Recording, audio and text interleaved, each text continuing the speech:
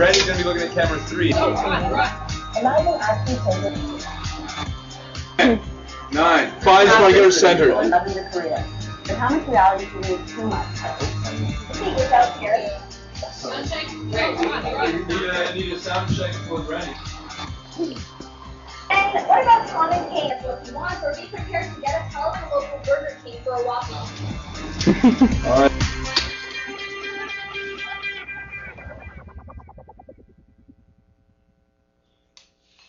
Hello and welcome to CCTV News. It's Monday, November 19th, and I'm Charlene Callaghan here with Greg Dalgetty.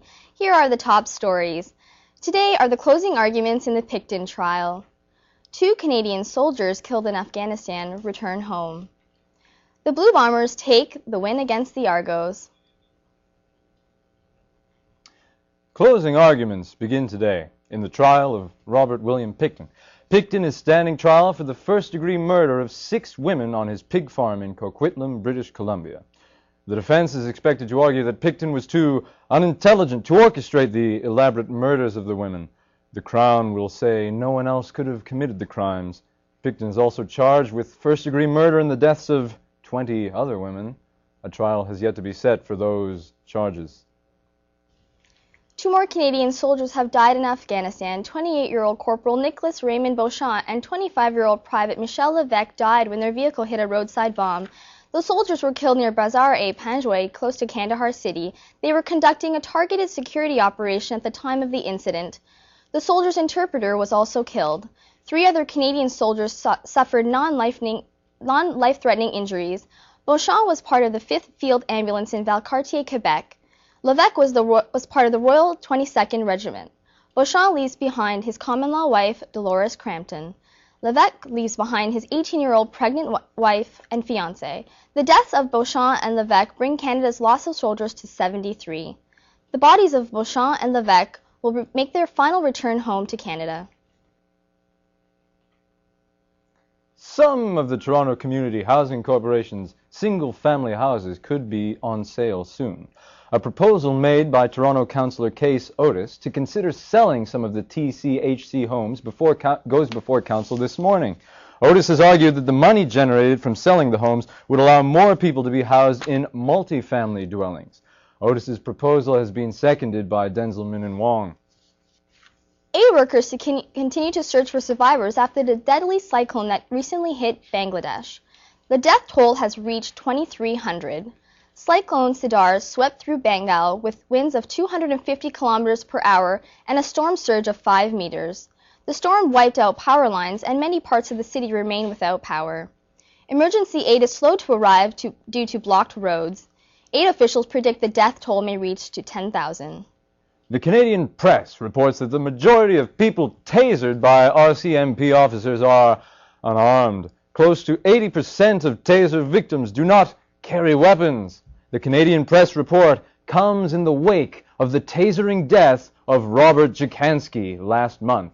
Jakanski, a Polish immigrant, was killed by an RCMP officer at Vancouver Airport. Poland's ambassador to Canada is demanding that the RCMP officers involved in Jakanski's death be punished. Centennial College students all know that fish live in the pond in the courtyard. But what happens to these fish with the arrival of winter's cold weather? Briar Lees investigates. So it's back to school for students and back to the pond for the fish. The fish pond at Centennial College gives students a place to relax, but there are some questions students want answers to. Yeah, I always wondered what they did with them in the winter, but yeah, I like seeing them. Custodian Stephen Starr has taken care of the pond these last 4 years. He is our local expert.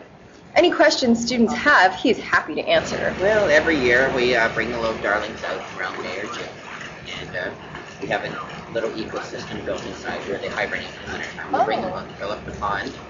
The courtyard isn't just about study breaks and relaxation.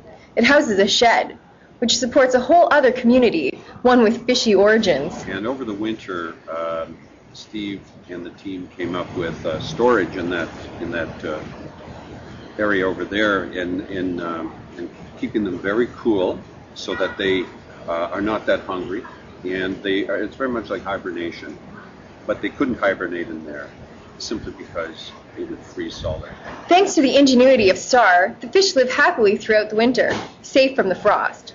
But for now, the fish have a couple of months of fun in the sun. Brian Lee signing off for CCTV News. Ukraine faces its worst mining accident in years. A methane blast ripped through a coal mine in eastern Ukraine.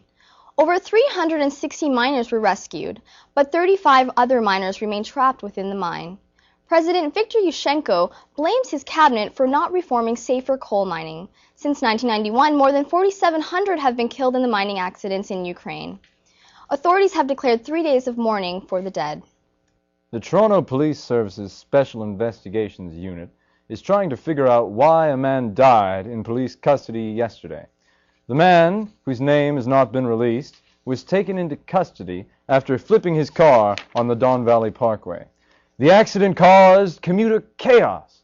Police say the man went into distress and was taken to Sunnybrook Hospital, where he died. The SIU always investigates cases of people dying or incurring serious injury in the presence of police. The back-to-school bustle just got busier. Traffic roads continued to make life difficult for residents at Mortimer and Carla Avenue in the East End of Toronto. Nikki Rodas has this story. Construction slows down traffic and makes life harder for pedestrians. Hey, how long has this construction been going on in this area? Well, I only came here when school. When I came here, they had big excavation there and there. All this trouble is a result of upgrading water mains in the area. Has it been a hazard for you and the pedestrians that you've been crossing? It was when they had the excavation here. That's when I moved over to that corner and had to wave the people over. And how is the traffic with the cars going back and forth? It's just as miserable as ever. In 10 weeks' time, East Yorkers will have a reliable water source to look forward to. This is Nikki Rodas, CCTV News. Was rushed to hospital this morning. After being stabbed, the woman did not have any vital signs when paramedics and police arrived. The stabbing occurred at a condominium near Highway 10 and Burnham Thorpe Road, close to the Square One shopping center. The woman was found by paramedics with stab wounds to the stomach. Peel Regional Police are questioning the woman's boyfriend. Police are treating this as a case of domestic violence. And now to Andrea Crantriel for the latest in entertainment. Thanks, and hello everyone. Last night, the American Music Awards took place at Nokia Theater in Los Angeles with host Jimmy Kimmel. There were performances by quite a few big names in music, including Celine Dion, Duran Duran, Lenny Kravitz, Mary J. Blige, Alicia Keys, and many more. The big winners of the night were Dalgetty, who took home 3 awards, including Favorite Pop Rock Album, Breakthrough Artist, and Favorite Adult Contemporary Artist. Carrie Underwood won Favorite Country Female Artist, Favorite Country Album, and the T-Mobile Award. Another big winner was Justin Timberlake, who won the Soul Rhythm and Blues Favorite Album Award and Favorite Male Artist Award. Beyonce Knowles was the first female ever to win the International Star of the Year Award. She said, "I'm so blessed to wake up every morning and do what I love. I don't take it for granted. I'm so grateful, so honored, and so humbled by the award." Yesterday, talks continued between theater owners and striking Broadway stagehands, but they could not reach an agreement. The stagehands have been on strike for more than a week now, and dozens of Broadway performances have been canceled. Both sides are trying to negotiate how many stagehands are needed to put on a show, when they are needed, and what tasks they should perform. Kanye West is really shaken up about the recent death of his 58-year-old mother. She passed away last Saturday from complications due to cosmetic surgery. The official cause of death has not yet been announced. Services will be held for Donda West on Tuesday in Oklahoma City. That's all from here. After the break, Katie Guzjan will have some more Hollywood gossip. American Music Awards, tomorrow at 8/7 Central on CTV. Polite society tells us that it's rude to stare. But then along came the 2005 Nissan Altima with a new redesigned interior and a sleek, new, refined exterior. So go ahead, stare. Frankly, it'd be rude not to. Now get the Altima 2.5S Extra loaded with $1,000 worth of no-charge options. Looking for affordable home ideas? Come to a Sears Home Store. It's the Buyer's Best Buy sale. Get this Dream Fiber sofa for just $899.99. Plus, get this queen-size sleigh bed for just $899.97. And don't pay until January 2006. For great selection, great prices, and great service, there's only one place you need to go. Sears. Well, when you work in television, you want to make people happy. You should have a great smile. My teeth were just brutal. I had to do something about it, so I had to find somebody I could trust. I'm Dr. Mark Coachman, and I personally make sure everyone receives the most advanced care no matter how serious their condition. Together, we can achieve the smile makeover you deserve. The Coachman Center, 1-888 Newmouth. So change your smile. And change your life. Thanks, buddy. Santa Margherita is the saint of impossible causes. Men pray to her when they need to be forgiven. Women pray to her when they are going to have children. From the depths of tradition comes an epic story of one family's quest for forgiveness. No! Sophia Loren in a CTV exclusive, Lives of the Saints, coming in January. Brought to you in part by Scotiabank. Life, money, balance both. Back. In other entertainment news, a new Paris Hilton sex tape has leaked on the internet. In the video, Paris is seen taking a bath with former lover Rick Solomon. Solomon, current husband of Pamela Anderson, was voted most likely to fall in love with a shy girl in high school. The big box office story of the weekend, of course, was Beowulf, grossing $28 million in North America. The animated retelling of the Old English poem was also released in a 3D version. Angelina Jolie, who plays an overprotective mother and man-eating nudist in the film, claims she didn't need to do much research for her role. And finally, Britney Spears was spotted at a Los Angeles pet store making purchases this weekend. The Toxic singer added goldfish and budgies to her pet collection in what some are calling a thinly veiled attempt to replace the children she no longer has custody of. Spears later said she feels like she has a lot in common with the animals, as they too often forget to put on underwear. And that's all the news from Tinseltown. Now over to Aidan and Matt, who've got the latest in sports, including the Argos and Raptors. Thanks, Katie. I'm Aidan Chafe with Matt Hryciew, and here's the latest in sports. Thanks, Aidan, and hello to many disappointed sports fans. Toronto will be missing one key ingredient when the city hosts the 95th Grey Cup on Sunday: their team.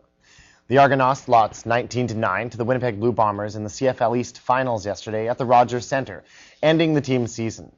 Bombers returner Keith Stokes blew the game wide open with an 81-yard punt return, and quarterback Michael Bishop and the Argos offense just couldn't get the ball rolling. The Bombers will make their first appearance since 2001 at next weekend's Grey Cup, but they'll have to play the game without starting quarterback Kevin Glenn, as he left late in yesterday's game with a broken arm. And in the West Final, the Saskatchewan Roughriders topped the BC Lions 26-17, upsetting the CFL's best regular season club. The visiting Riders sacked the Lions quarterbacks 7 times, forcing 2 fumbles, resulting in a pair of touchdowns, as the Riders' defense stifled the Lions' inefficient offense. The last time either the Bombers or the Riders won the Grey Cup was back in 1990, when Winnipeg hammered the Edmonton Eskimos 50-11. Toronto basketball fans were also let down as the Raptors blew an 8-point fourth-quarter lead en route to a 106-100 loss to the visiting Golden State Warriors. Back from league suspension, Steven Jackson paced the Warriors with 17 points, while Raptor guard TJ Ford continued his strong shooting with a team high of 29. Star forward Chris Bosh had a woeful night, sinking just 11 points to go along with his 10 rebounds. With a loss, the Raps are now back at 500 with a 5-5 record. Toronto native Daniel Nestor won the Masters Cup doubles title with longtime partner Mark Knowles of the Bahamas at the season-ending tournament in Shanghai. The pair defeated Simon Aspelin of Sweden and Austrian Julian Knoll in straight sets 6-2, 6-2. The victory was Nestor's 50th since he turned pro in 1991. The victory was somewhat of a swan song for the veterans, as they will both be now playing with new partners come next season. In men's singles, top-ranked player Roger Federer ended his terrific year on a high by beating Spaniard David Ferrer in 3 straight sets. The Swiss star has amassed 8 tournament victories in 2007, including 3 of the 4 Grand Slam events. This will be his 5th straight year Federer ends the tennis season at #1 in the world. American Pete Sampras holds the record with 6. Now in the NHL, league executive Colin Campbell punished Vancouver Canucks defenseman Matthias Ohlund with a 4-game suspension Sunday. The penalty resulted after the 31-year-old Swede slashed Mika Koivu of the Minnesota Wild in a game on Friday evening. Olin won't be eligible to return until November 25th against the Chicago Blackhawks. The Leafs had a day off yesterday and suit up tomorrow night at home against Boston. Puck drops at 7 p.m. at the Air Canada Centre. In NASCAR, Jimmy Johnson won his second straight season title, and he's the first NASCAR driver to go back-to-back since Jeff Gordon in 1997 and 98. Gordon finished a distant second this year, 86 points behind Johnson in the overall points race. In Major League Baseball, the Toronto Blue Jays made a ripple in the off-season trade waters by acquiring infielder Marco Scutaro from the Oakland Athletics for 2 minor leaguers. Scutaro started at 5 different fielding positions and batted .260 last season with 7 home runs, 41 RBIs in only 104 games with Oakland. The club also picked up outfielder Cody Haler off waivers from the St. Louis Cardinals. That's a look at the world of sports. Now over to Jessica Hume for her thoughts on why we need to limit the powers of the police. Thanks, Aidan. 40-year-old Robert Zykanski had come to Canada from Poland to start a new life. Instead, he died within hours of arriving in what appeared to be nothing less than a summary execution at the hands of the RCMP. Zykanski, who did not have a weapon and spoke no English, had been wandering around the Vancouver airport for hours looking for his mother. He had come to Canada to take care of her. After spending hours unsuccessfully searching the airport for his mother, Zykanski had become frustrated to the point of desperation. He was seen throwing equipment, but he was not threatening. When police arrived on the scene, rather than asking questions or attempting to show the slightest bit of human kindness, the 4 burly men decided to zap the unarmed man with 50,000 volts. After Zykanski had fallen to the ground screaming, the 4 officers proceeded to subdue him further by kneeling on his neck. This tragic incident has shocked the international community and has many people questioning whether the police should be allowed to carry the high-voltage weapon at all. While the RCMP is quick to explain that the taser is one way of subduing without having to resort to using guns, in Zykanski's case, the amount of force was clearly way out of proportion to the severity of the situation. If this is police procedure, we should waste no time in changing how far Canadian law enforcement is allowed to go. The thug response of the officers at the Vancouver airport is an embarrassment and wildly out of proportion to the damage Zykanski was capable of. Canadians hope our law enforcement officers are there to serve and protect, not to brutalize and murder. We need more accountability on the part of the police and RCMP. We need a moratorium on the use of tasers until we know more about how much damage the weapon is capable of causing. And what is at stake is nothing less than the credibility of Canadian law enforcement and the safety of Canadians and those who come to our country in search of a better life. Those are my thoughts. Stay with us until after the break, when Paul Johnson will give you his thoughts on drinking and driving.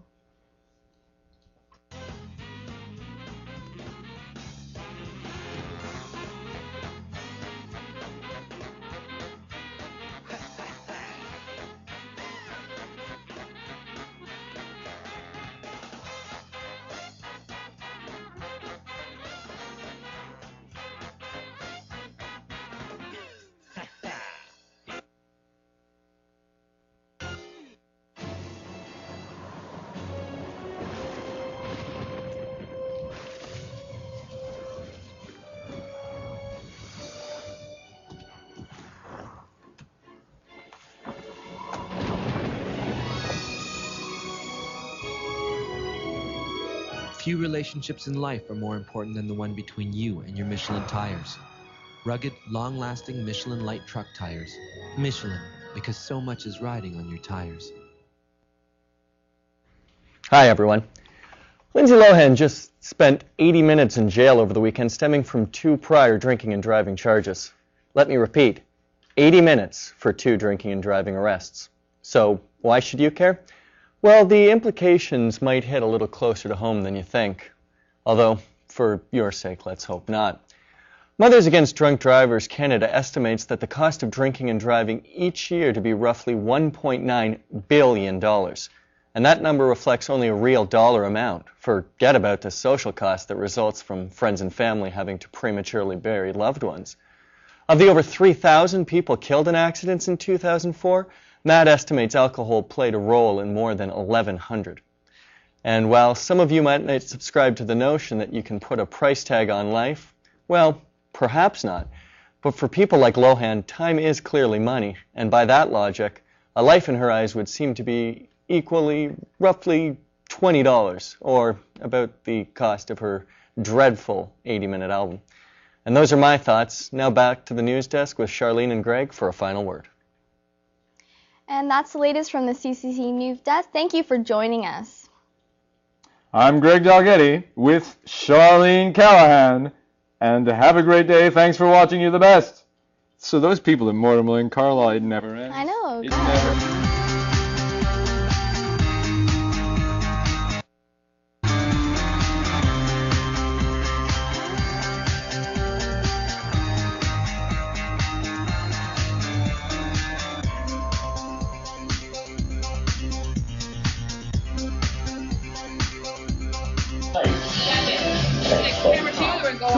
Randy's going to be looking at camera 3. Am I even actually taking 9. Fine, just want to get her centered. Loving your career. But how much reality do you need too much? See what's out here. You need a sound check for Randy. And what about Tom and Kate? So if you want, or be prepared to get a Callaghan local Burger King for a walk. All right.